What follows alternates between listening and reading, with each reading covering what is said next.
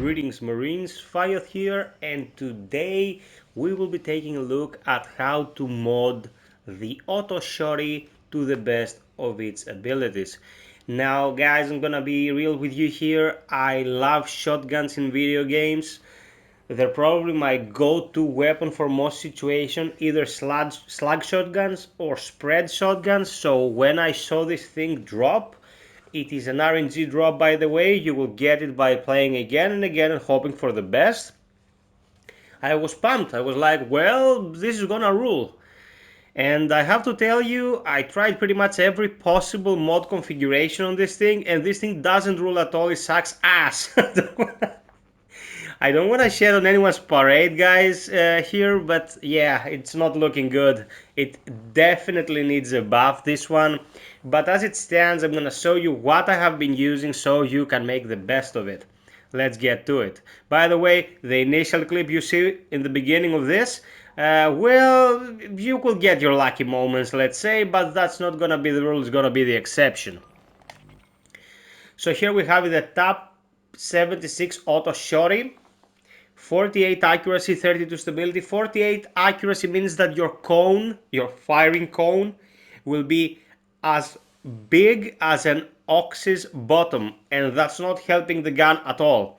Its damage also is kind of shit. It's 77 per shot, firing at a 3.4 per second with a reload time of 1.83, magazine capacity of 16, max ammo of 128, weak point damage 150. You're not looking for too much weak point damage on shotguns anyway, and a stumble chance of 20. Not that bad when it comes to stumble. So our stars give us reload time, more reload time, fire rate, and fire rate, plus an additional 1% fire rate upon kill for 3 seconds, stacking 5 times. If you put all that together, you have 15% more fire rate when everything happens as intended, and 10% improved reload time. Let's go over to perks. So real quickly, boosted plus hider, effective range plus 40% weak point damage for 5 seconds on kill. Now when you see that something's dependent on weak point damage on this thing, you don't want it. This is fire rate and handling plus 5% stumble charge on hit for 3 seconds, stacking 5 times. That's 25%. Gives you handling, gives you fire rate, very decent. Stability in a shotgun, nope. Vent break, weak point damage and handling and stability, nope. Precision break, weak point damage and effective range, nope again. And ported compensation is fire rate and stability. Now, stability is something you shouldn't care about. If you compensate even a little by pulling your reticle downwards, you don't need stability on shotguns, even on this one. Okay. And the fire rate is definitely good, but getting fire rate for this thing and stability and only, well, capitalizing on the fire rate is kind of a halfway solution. For me, this has been the best so far, because the stumble chance is already decent and you will be spraying all over the place with this gun. It's very inaccurate. Every pellet has a chance of actually stumbling your target. You can at least run some crowd control with it. So I'll take high velocity break. Medium mag, reload speed and magazine capacity, fire rate and max ammo, magazine capacity, max ammo and reload speed when empty, magazine capacity, handling, stability and range and shot, fire rate, stability, handling and aim assist, and reload speed, stability and 20% handling on reload. Now for this, have as much rate of fire as possible. I would go somewhere between casket and smart, but I tend to pick smart because I want the aim assist for the closest of ranges. The handling also helps. It will help you pull the gun out in a pinch and ADS with it. If you don't ADS, guys, half of your shots will go to the moon. Like, it is a spray fest with this thing. It shoots all over the place. It's not looking good when it comes to fire concentration. And also you want the extra rate of fire. If we go with this, we go to 4.3. If we stick with this, we go to 4. But we also get, as I said, the aim assist and handling. I'd rather get smart rounds. If you don't have that, you go casket. Now, for the sights.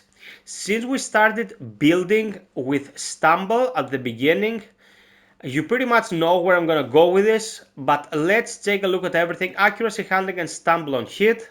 Accuracy and weak point damage. 10% when standing still and minus 10 fire rate when standing still. Like, you can delete this from your inventory if you try to put this on this gun.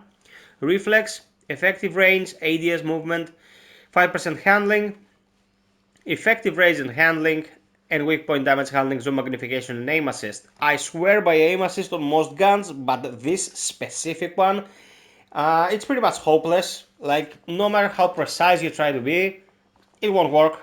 So you'd better capitalize on what it's good at. Very, very high chance of stumbling per barrage. So we're gonna go hollow. With this configuration, I found some success with it. I got a couple of extreme missions done as well. But the fact that I had a good team kind of helped with that. One thing I want to mention is that with this configuration, you at least get really high handling. Check this out. Again, it comes out in a flash, and your rate of fire is actually very decent. But even at this range, you can see how much spraying there is, guys. Like, you can build this thing all the way for accuracy and you will still be spraying all over the place. Let's not talk about distances like, say, up there. You're pretty much firing everywhere. Okay, and it's not only about the actual concentration on fire or something. The drop-off range of this thing is so steep, although it doesn't show on the graph here. You will not be dealing damage up to those ranges. And it's not like the riot gun where you have something very snappy and responsive and it keeps your field of view open, and well, it's a handgun when it comes to its categorization. This is a kinda rifly weapon that's kinda slow to handle, restricts your movement, restricts your field of view. But for what it's worth, this is my preferred loadout for the Type 76 Auto Shotgun. I hope it gets patched and buffed, because as it stands now, is very lackluster, guys. And I won't say the same for many guns in this game. Most of them function as intended. Pretty much love most of them. Hope you found this useful. I'm uploading at least 2 modification guides per day in addition to the rest of the content. Sub, like, and share for more stuff like this. Until next time, be well, stay frosty, and always strive for perfection. Cheers!